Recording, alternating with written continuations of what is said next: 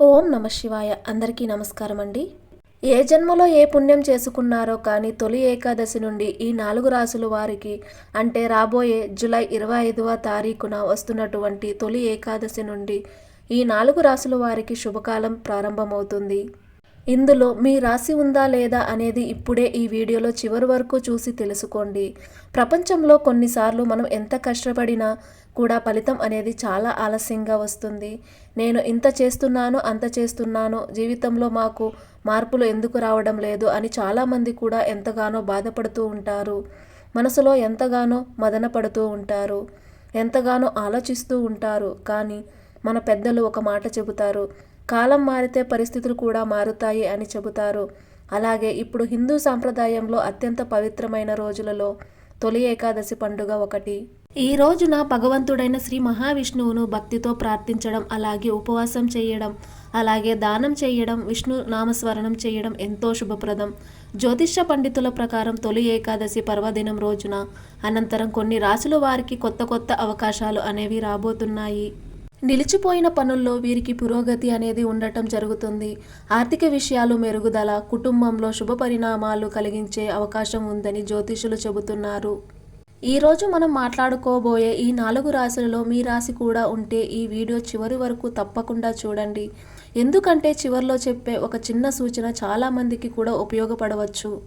తొలి ఏకాదశి ఎంతో పవిత్రమైన రోజుగా భావిస్తారు. ఈ రోజున శ్రీ మహావిష్ణువు అనుగ్రహం కోసం భక్తులు ఉపవాసం, విష్ణు సహస్రనామ పారాయణం, తులసి దళాలతో పూజ, దానం వంటి ఆచారాలు పాటిస్తారు.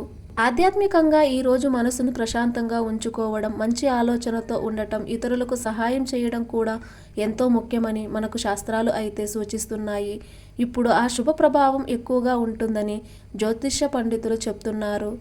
అయితే తొలి ఏకాదశి నుంచి మంచి జరిగే రాశులలో మొదటి రాశి ఏంటంటే మేషరాశి. మేషరాశి వారికి ఏకాదశి తర్వాత కాలం కొత్త ఆశలను కలిగించే సమయంగా భావిస్తారు.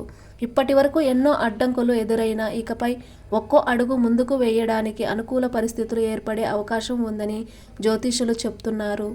మేషరాశి వారు ఉద్యోగం కోసం ప్రయత్నిస్తున్న వారికి కొత్త కొత్త అవకాశాలు ఈ జూలై 25 తొలి ఏకాదశి పండుగ పర్వదినం తర్వాత రావచ్చు.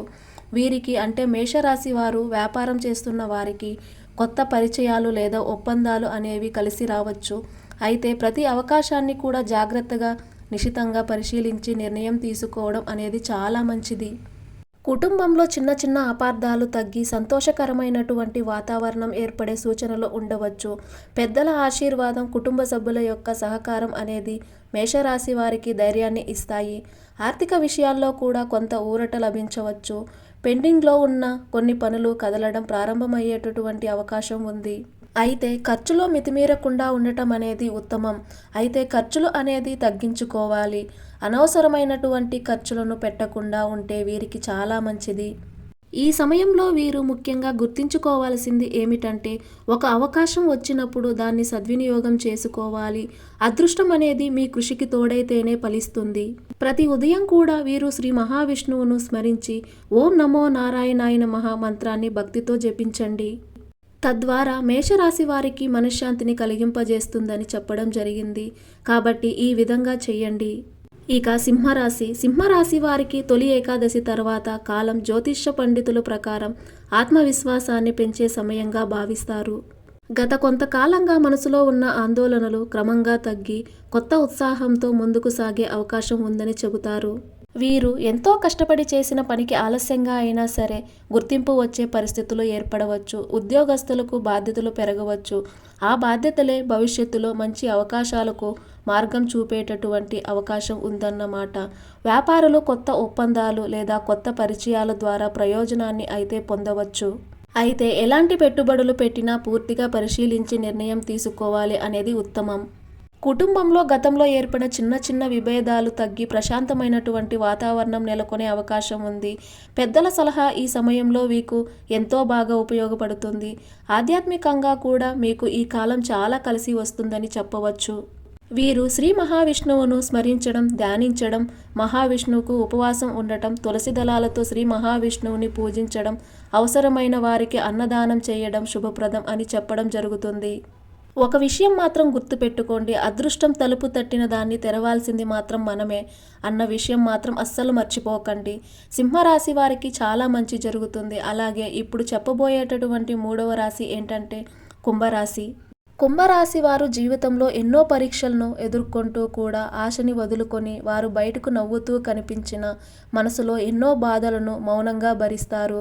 తొలి ఏకాదశి తర్వాత కుంభరాశి వారికి నిలిచిపోయినటువంటి కొన్ని పనులు మళ్ళీ కదిలే అవకాశం ఉందని చెబుతారు. చాలా కాలంగా ఎదురు చూస్తున్న సమాచారం లేదా ఒక అవకాశం అనేది వీరి ముందుకి రావచ్చు.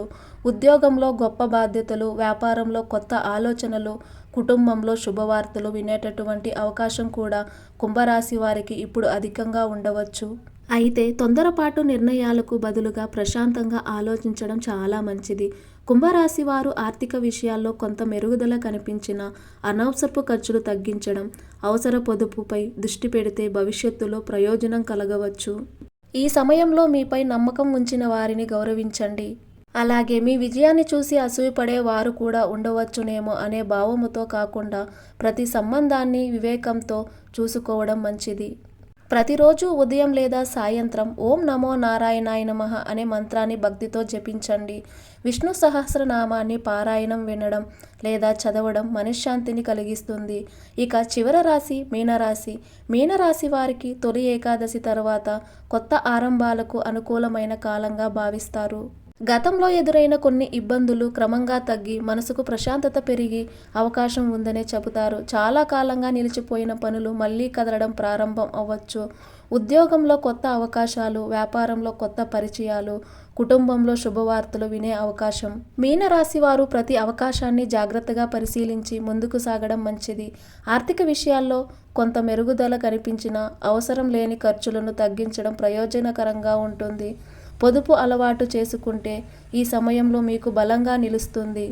కుటుంబ సభ్యులతో సమయం గడపడం, పెద్దల ఆశీర్వాదం తీసుకోవడం, అనవసరపు వాదోపవాదాలకు దూరంగా ఉండటం ఈ కాలంలో మేలు చేస్తుందని చెప్పడం జరిగింది. తొలి ఏకాదశి రోజున చేయగలిగే పనులు ఏంటంటే తొలి ఏకాదశి రోజున ఉదయం స్నానం చేసి శ్రీ మహావిష్ణువుకు భక్తితో ప్రార్థన చేయండి. తులసి దళాలతో ఆ శ్రీ మహావిష్ణువును పూజించండి. సాధ్యమైనంత వరకు ఉపవాసం లేదా సాత్విక ఆహారం తీసుకోండి. ఓం నమో నారాయణాయ మంత్రాన్ని 108 సార్లు జపించండి. విష్ణు సహస్రనామాన్ని చదవడం లేదా వినడం చేయండి. పేదలకు అన్నదానం లేదా నీకు చేతనైనటువంటి దానం చేయండి. సాయంత్రం ఇంట్లో దీపం వెలిగించి కుటుంబ సభ్యులతో కలిసి ప్రార్థన చేయండి. శాస్త్రాలు చెప్పే ముఖ్యమైనటువంటి విషయం ఏంటంటే దానం చేయడం, నిజాయితీగా ఉండటం, ఒకరిని హింసించకుండా ఉండటం. ఈ 3 పనుల వల్ల ఏ రోజైనా మనిషికి మేలు చేస్తాయి. ప్రతి వ్యక్తి జీవితం వారి కృషి, నిర్ణయాల, పరిస్థితులు మరియు అవకాశాలపై కూడా ఆధారపడి ఉంటుంది. అందువల్ల ఈ కాలాల్ని ప్రేరణగా తీసుకొని కష్టపడి పని చేయండి, మంచి నిర్ణయాలు తీసుకోండి, కుటుంబాన్ని ప్రేమించండి, భగవంతునిపై విశ్వాసం ఉంచండి. ఈ వీడియో మీకు నచ్చినట్లయితే ఒక లైక్ కొట్టి మన ఛానల్ని సబ్స్క్రైబ్ చేసుకొని మీకున్న ధర్మ సందేహాలకు మాకు కామెంట్ ద్వారా తెలియజేయండి. ఓం నమః శివాయ.